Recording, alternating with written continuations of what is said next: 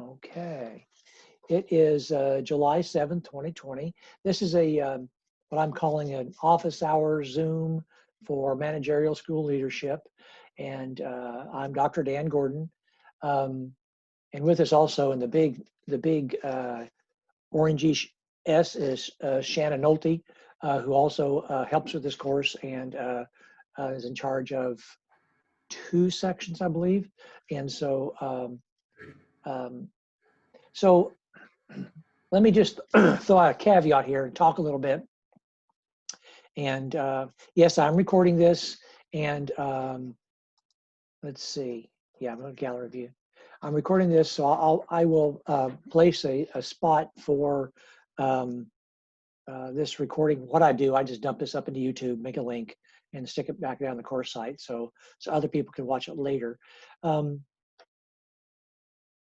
Managerial school leadership, of course, is designed for, and on the preambles and all, what I call the nuts and bolts of being a principal. And in the writings and other times I talk about this. In my opinion, I was a secondary principal for 19 years. And so I learned that the first steps of being a good instructional leader start with having a well-run school, and just the nuts and bolts of clean, the good climate, the good environment, routines, procedures, good handbooks, good safety, things like that. We know that good education, good learning does not take place when there's chaos. It just does not happen. So even though this course is called managerial, in my mind, and as I approach this class, it's all instructional leadership. And so that's my take there. I teach this class multiple times a year, and most of the time it's during the school year. So when we talk about doing safety audits and interviewing principals and that kind of stuff, pretty straightforward. You just walk down the hall and bug your principal and have a conversation. It's never that way in the summertime. In July, principals tend to want to get away and shut down. And you're nodding your head, Tori. I see that. Get away, shut down, hide, go fishing. Turn off their computer. Hello, Corey. I see your name there, but I don't see your face yet. And so principals tend to be hard to catch in the summertime, the best of time. But most of the time, if summertime, they could, the custodians in the building, if you get permission, you go do an audit at school, walk around, that kind of stuff. And it could still be relatively easily done. Well, that was all before this pandemic virus that we have, which adds a whole nother layer on all of this stuff. So as I've had conversations with Shannon Nolte and Brian Lynn, who also helps and grades some sections, and actually with Dr. Dimmitt and the other sections, because I'm the main editor and keeper of the flame for the entire 8 sections of managerial school leadership. I've been telling people that we just need to cut people a lot of grace this summer during these times. And so I've had lots of people call me text me, email me about the issues that they're having.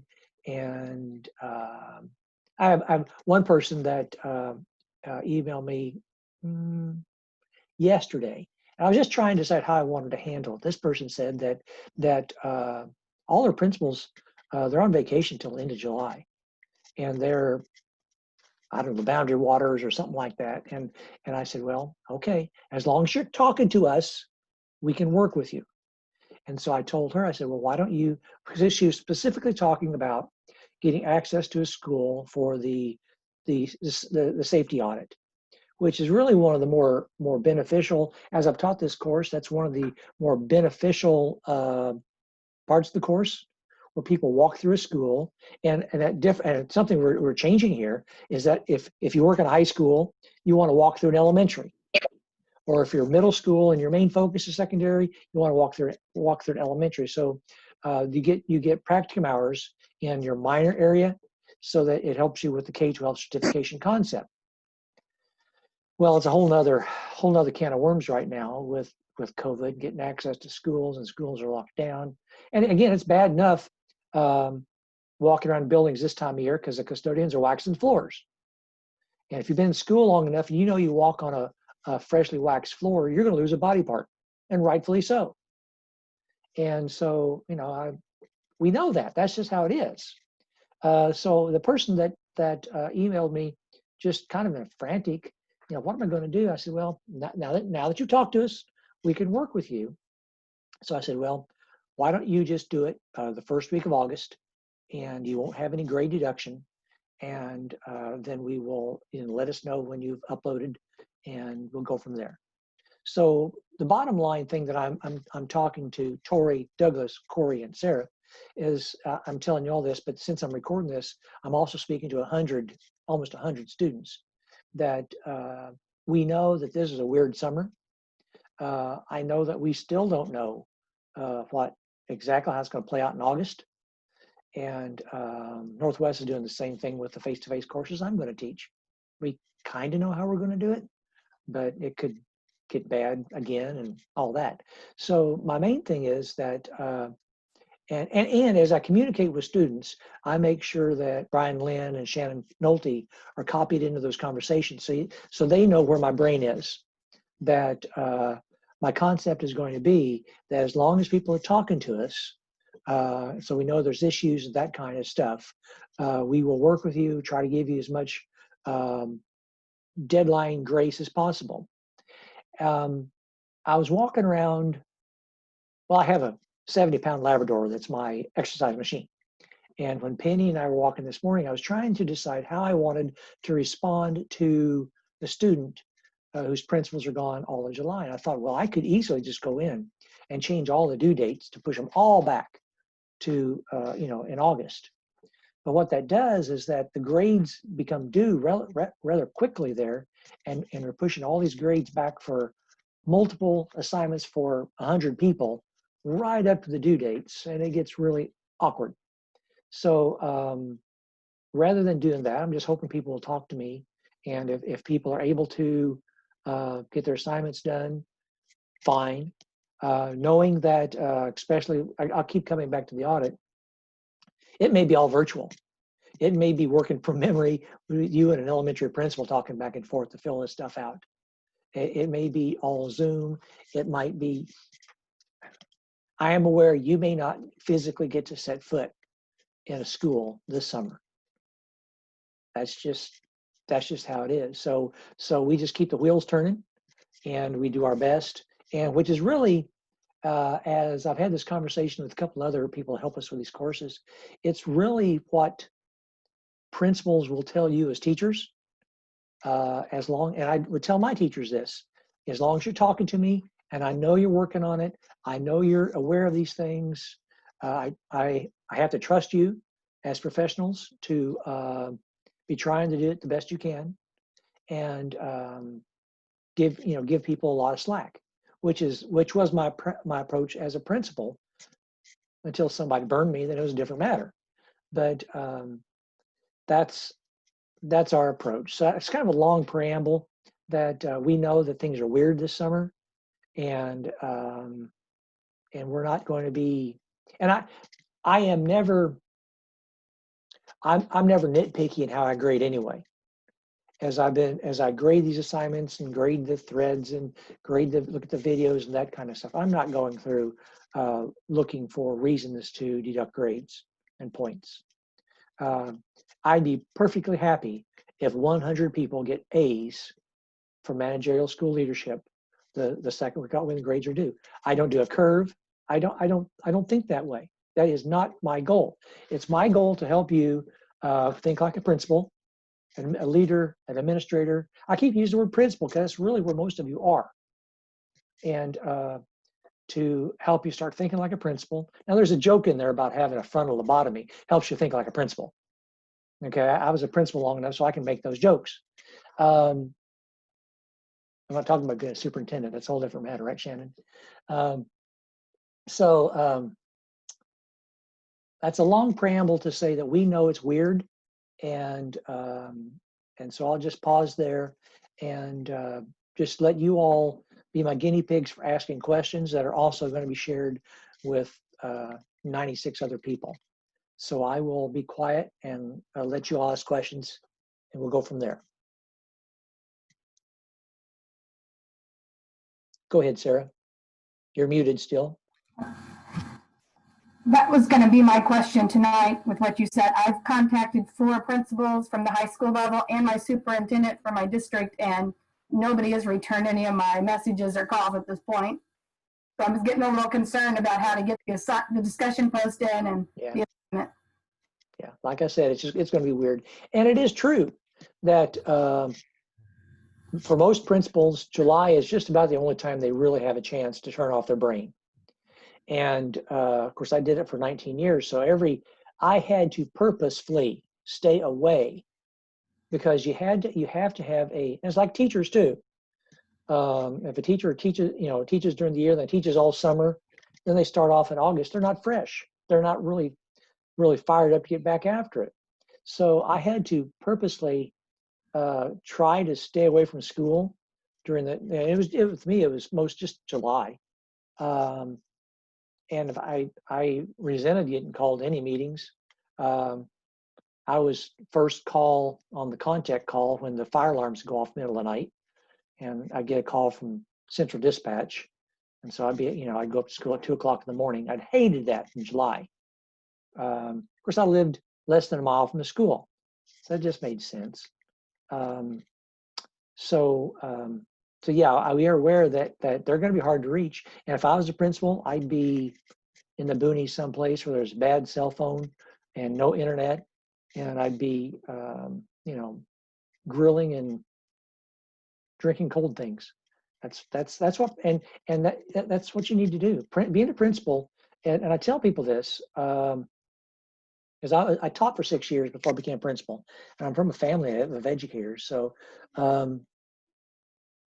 being a principal is more stressful and draining on so many levels than somebody who's never done it will ever understand.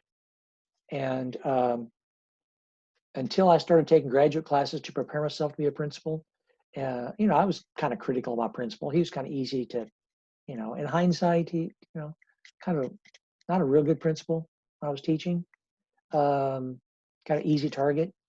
And then I realized, no, I need to stop thinking differently about that, because, just as soon as I became a principal, hello, Shannon, I became the easy target. And so in all these threads I see you all write, you'll never see me dog on the principal. You'll never see me criticize. And I may, later I may think, well, that was stupid. But I think on some of the things I did my first couple of years as a principal, and I think, man, now that was stupid. I would pick fights and didn't need to fight. I would, anymore, I wouldn't do half of that stuff that I was doing, and I just caused more stress and more angst for myself. So yeah, Sarah, that I've probably 5 times over answered your question. That really, if you just if people are communicating. Now, if they don't, and they don't do things, then I have to assume they're not going to, which is what your principal would do too. If you ask for a report on Monday morning and you don't get it, and there's no communication, then you're free game for whatever's going to come your way. So, Tori, do you have any questions? You're muted. There you go. No, I still can't hear you. Your sound. I'll bump up my sound a little bit. No. Okay.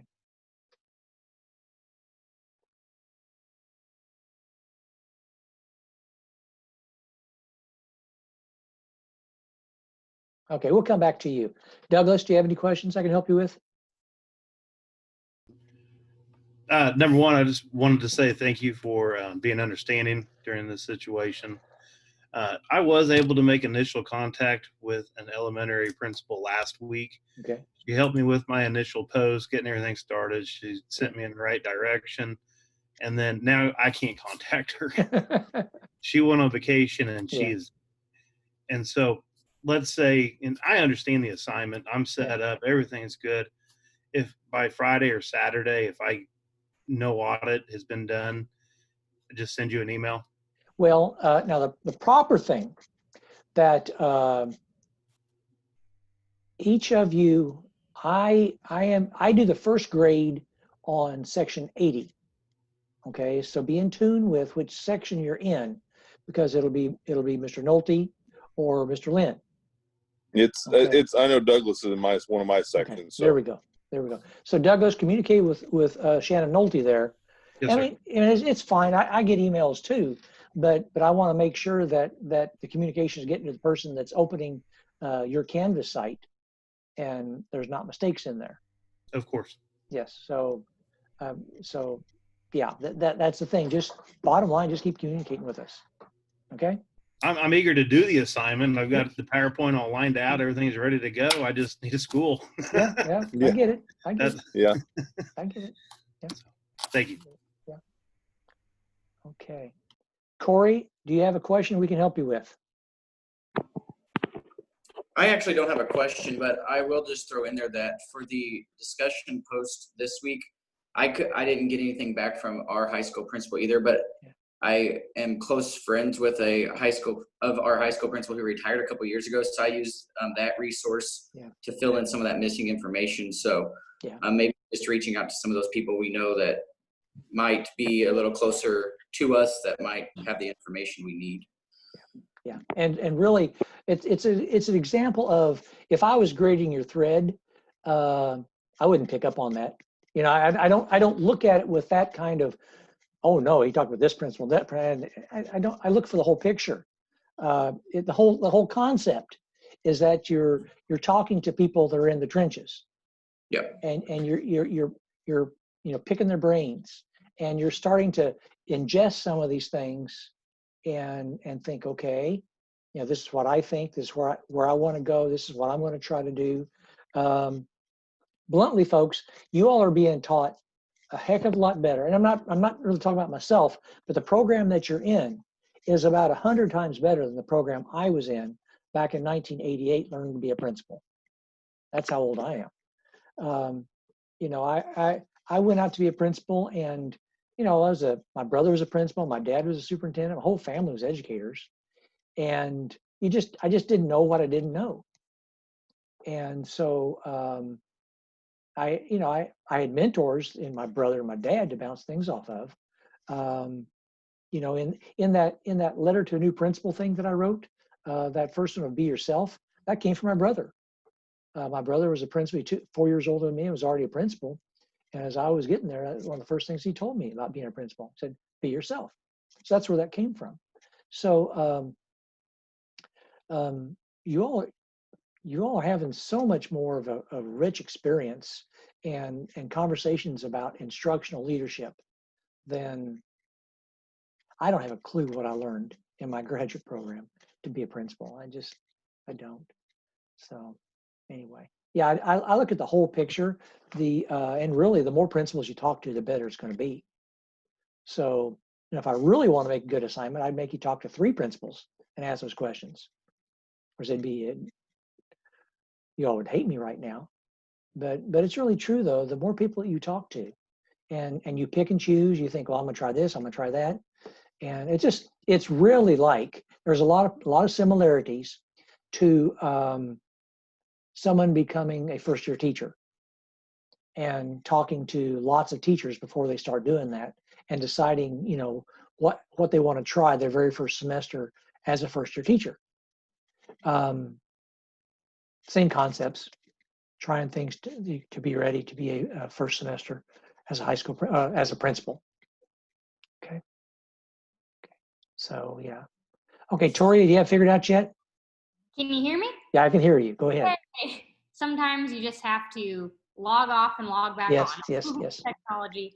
Yes. I just have an overarching question looking at our capstone Okay, yes. Because I'm in a transition. I'm leaving a school and I start a new job in August. And so identifying an issue in a school that I've walked in one time and Yeah. literally just met my principals yesterday, and I don't know the students. I kind of know the culture just because of reputation, but I don't have data yet.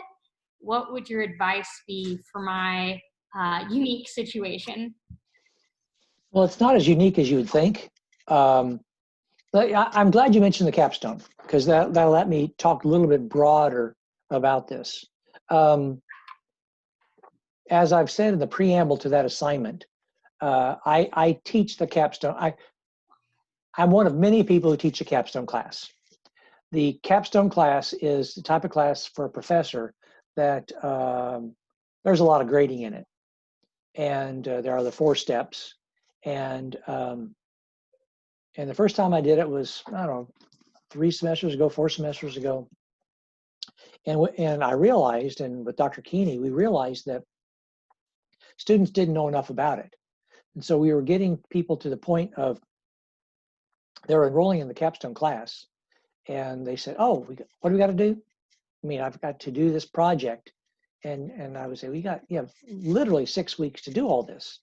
I mean, I don't know how you're going to do it in 6 weeks, because it's a 7-week class, but by the time we have a week or two of preamble and move, the last week's always a little bit short to make up for to get the grades in time. There's not there. It's really hard to do within the constructs of the class. So that's when we decided that we were going to embed information about the capstone performance, the Missouri Professors of Educational Administration capstone assessment, in the top of all the courses. Well, since I teach that, I jumped all over that. So, well, yeah, I'll put in managerial because I'm reaching 200 people right now. Well, I've also since found out that maybe some of my colleagues have not been as diligent about doing that, because there's a few people I've talked to who say, "I don't know anything about this."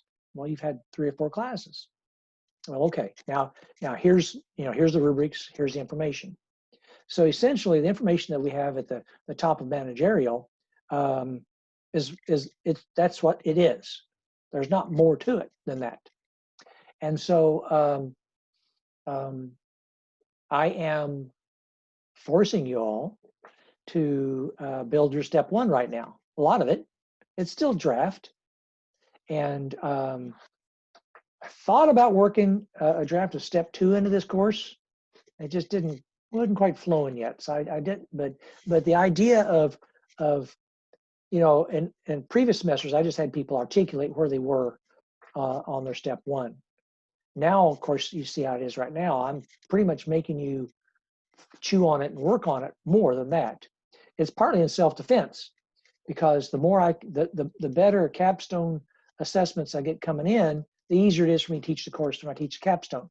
It just flows because people have been working on it for several months. Because it's intended to be a long-term project, and the rubric's all written in past tense.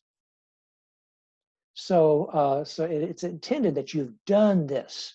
You've had a problem, an instructional issue that you've worked your way through, leading a team of teachers. Now, Tori, I am aware that that's another thing here, that everybody has different that flows easily for some people. Other people, it does not flow easily. I will say that I haven't failed anybody on it yet. Okay, and let's see. I guess you need a 10 to pass. That's off the top of my head. And so nobody. I mean, it's the type of thing that it's another example of do your best, write to the rubrics, make it flow the best you can, communicate to whoever you have a capstone class with, and because when I teach it, really one of my colleagues, Dr. Rich does it a lot, Dr. Singleton does it a lot, Dr. Keeney does too, although he's in charge of the whole thing. It's called an assessment, but it's called a summative assessment, but it's much more formative than that. It's kind of weird that we let people go back and forth. If they really miss the boat, I chop them off the knees and say, redo that. And they redo it.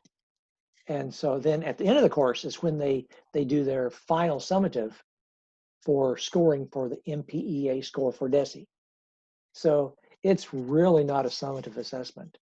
And then the data goes to DESE, but it's self-created. Each organization is building their own data. So it's more of a formative assessment, more of a formative project than a true summative assessment. So, Tori, the answer is look at the rubrics. This is the answer I give everybody. Look at the rubrics, and you have them there from the top of this course, and just get your mind around making it fit wherever you land, making it fit. Don't think you have to make it any bigger than it has to be. It does not have to be a grand whole school project. Sometimes people will work, they'll pick their language arts department and work on common assessments or something like that. Something that is more concise, more pointed than that. Okay, so you're changing buildings, work with your grade level people that you're working with or something like that. Keep it small. Nothing in the instruction says that it has to be some grand district-wide concept. That just makes more work for you that you don't need. Okay, you don't get more points for making it grandiose. You get points for doing it, okay, actually doing a project. But even then, there are people that they're in a type of situation where their principal doesn't let them do it. The culture of the school isn't good or something like that, and they say, well, then write it in future tense, and we will get you enough points to get your certification. And that's how we do that. And so how it really works is that you will work your way through the capstone course. You upload your 4 steps, but over the course of the capstone course. Step 1, some feedback, and then with steps 2 and 3 and 4, I don't do many rewrites then. I really hold people strongly accountable for step 1, and that gets them in the good groove of how to write it. And then the rest just flows. Then I give them a score for the course. Then I score it on the 16-point scale, which is the score that DESE, the rubric DESE gives us. And so it's possible that someone gets all the points all along, but doesn't get a 16 out of 16 on it, because the points all along are points for the capstone course. And the final 16-point score, if someone gets a 16, that means I'm telling the whole state of Missouri that this performance assessment is to be considered an exemplar, good enough for the rest of the state. So the standard is rather high there.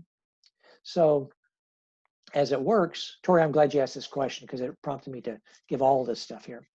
How it will work is that most states will require you to have a Missouri certificate first.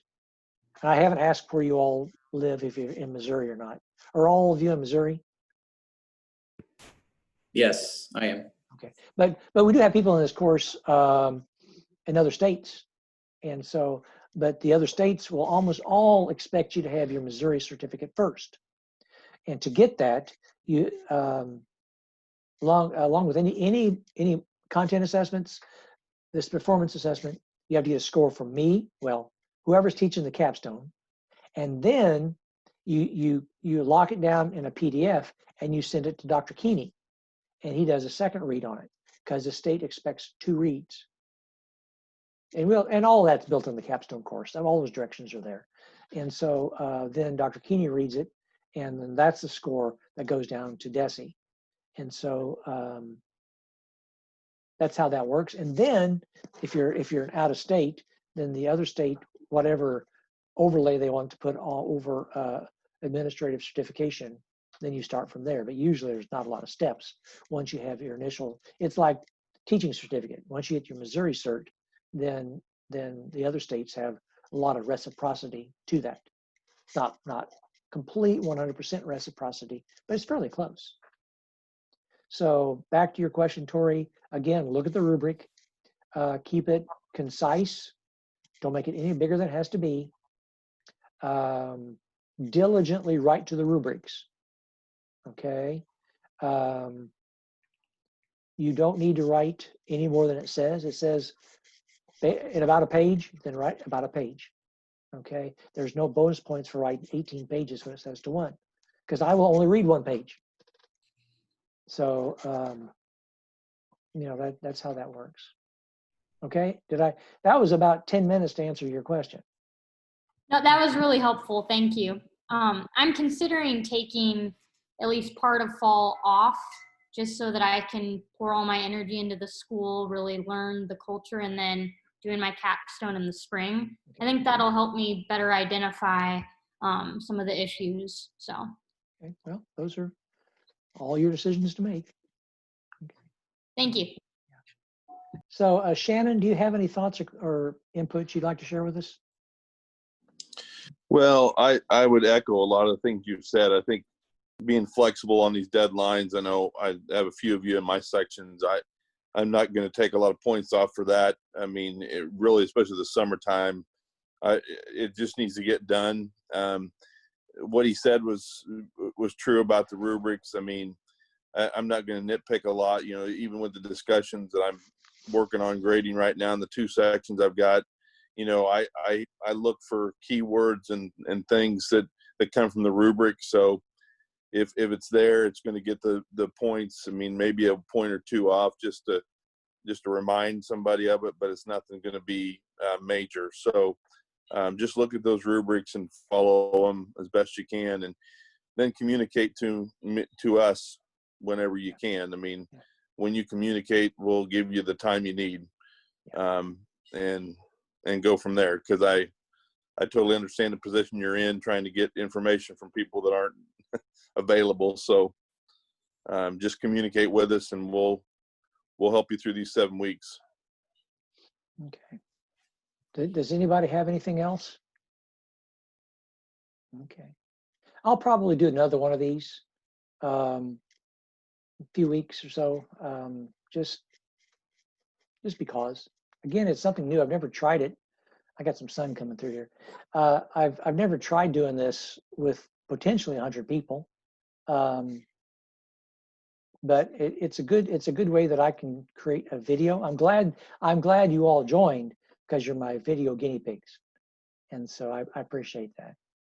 So thank you again. I'm going to stop recording, and if anybody has any specific questions, then and also I'm always the last person to get off of the Zoom, so you can hang around if you want to. Okay. All right. Thank you. I'm stopping recording.